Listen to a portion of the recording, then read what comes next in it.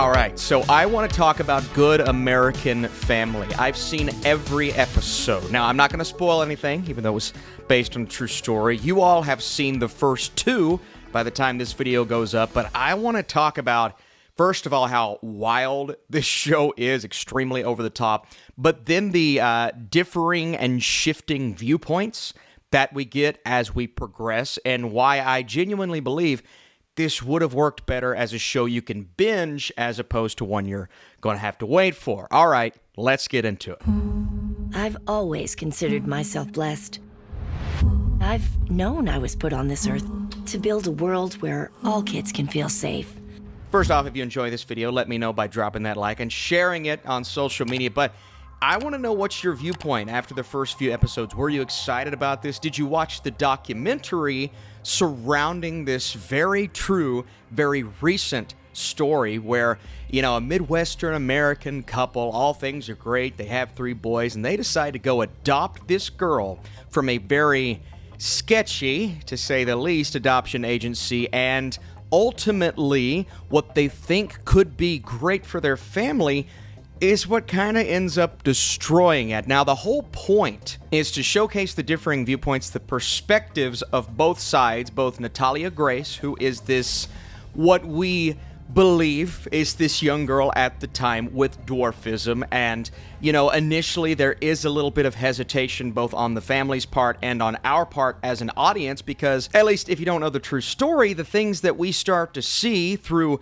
the mother's perspective, especially in that first episode, are sketchy, to say the least. And so you see these things through that viewpoint and say, all right, well, maybe there is something more going on here. And then we start to dive deep into the adoption agency and her papers and the lies that they were fed about surgeries that didn't exist. And all of these answers we start to get throughout the first couple of episodes, we perceive that to lead us in the direction of, well, maybe she's not who she says she is, and maybe there is something more going on. But even with Kristine's perspective, played by Ellen Pompeo, who obviously we know from Grey's Anatomy fame, playing this very on-edge mother who is terrified, at least that's the perspective that we get through the first few episodes, but also hesitant from the beginning.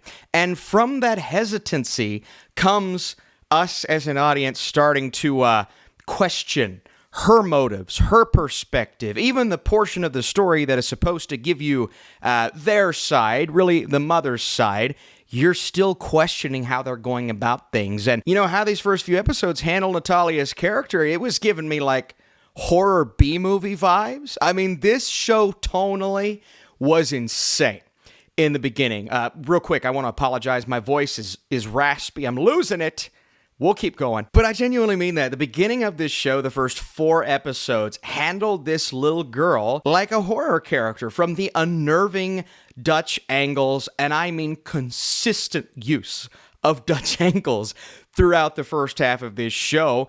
And there was a point through episode 3 where I'm sitting back going, I don't know how this is going to play with audiences, first of all, because it's so all over the place from a tonal standpoint. You're supposed to feel fear at certain points, and you know, there were moments where there's a knife involved or setting out some tacks there the kids are stepping on, but even those are so ambiguous while you're watching. And you've got Natalia, who is terrified of her mother to even be in her presence, so she gravitates towards Mark Duplass, his character, the father, which creates tension between this couple and their marriage. But also, you've got a mom who feels as if she needs to protect her sons from this daughter who may not even be a little girl. And those are the questions that we're trying to answer through these first 4 episodes from the parent's perspective. And there are times where we shift back to the present of this show. I mean, the opening scene is her getting arrested in modern day, not really modern day, but we shift back and forth between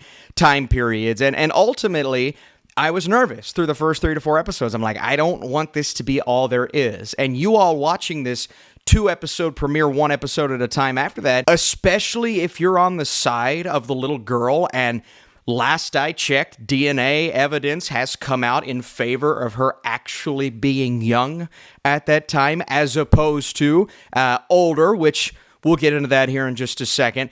then you're going to get frustrated because all this show is in the beginning is really showing you their side, even though there are arguments to be made to where, yeah, you're trying to give us their side of the story, but even that's a little sketchy because of the way the daughter is fearful of the mother, because of the way she is treated at times. And if this truly is a little girl being passed around from family to family and all of these horrible things happening to her is tragic in itself. So this is a tragic story that is definitely played up in the beginning, giving you their perspective.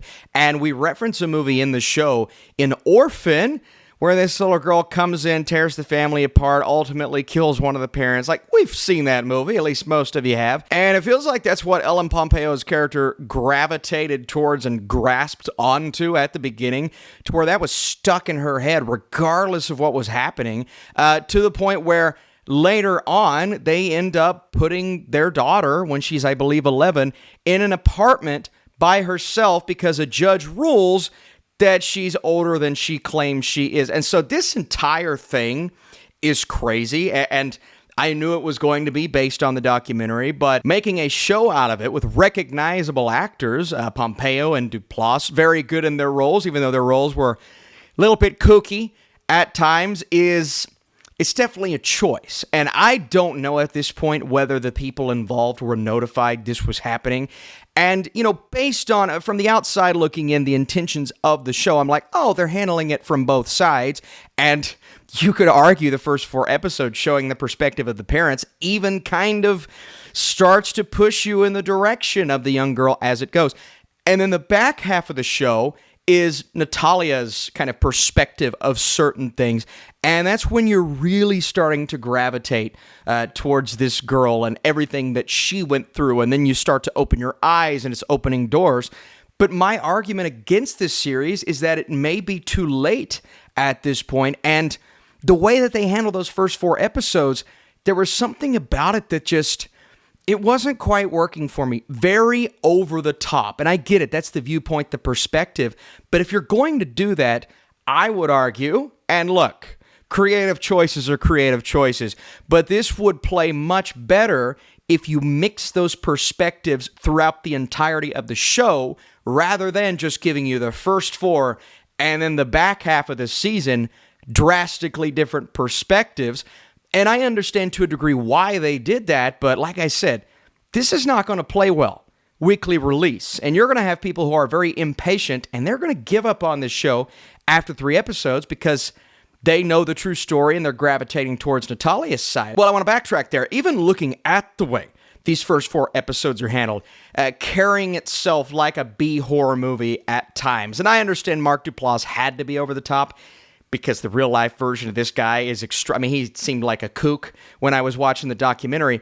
But there were times where the dialogue was so over the top, and then the way the dialogue was handled just wasn't really all that good, to where it did start to feel soap opera-ish. It felt more like I was watching like an ABC Family movie of the week rather than something that was a little more gritty, down to earth. And, even the intro to this show, I'm watching Severance right now. There was a very artistic side to that intro, and it gives you this creepy, eerie feeling. And then it's followed up by an episode that feels tonally over the top, extremely glossy, slightly terrifying in a silly way at points. And I'll give props to the actors at times, but then there are other points, and I don't know if it's the line delivery or the lines they were ultimately given. I guess I could chalk this up to a script issue. The script is very messy in the first 4 episodes. Now, I will say the show improves. You're getting questions answered, the performances start to pick up, things are escalating, and ultimately, I felt what I needed to feel. But was it too late at that point? And, where you all are right now with the first couple of episodes, I am curious to see where you fall. Is this show working for what it's trying to do? Is the documentary ultimately better? And what side do you fall on? I mean, this is open to interpretation, even though the most recent information we have is that this was a child. It's a wacky story altogether.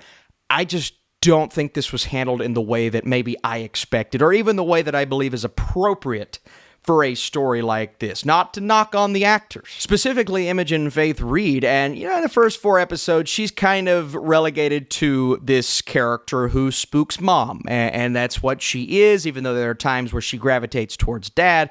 But then she's given mom a little smirk every now and then, and you really don't know what's actually going on here. But I felt the back half of the season really opened her up and allowed her to deliver a rock-solid performance. And overall, I do think the cast does a nice job. I just believe the dialogue they were given and the overall way this story was told just didn't quite deliver what I believe this needed to deliver. Again, before I give you my score, are you watching this series? What'd you think of the first few episodes? And what do you think about the idea of splitting the perspectives in the way that they do? Will you be tuning in to next week's episode? Good American Family attempts to juggle various perspectives regarding one of the more fascinating adoption stories of our time. It ultimately fails to balance the tone it shoots for in the beginning, featuring some wacky dialogue, while the back half of the season shows improvement.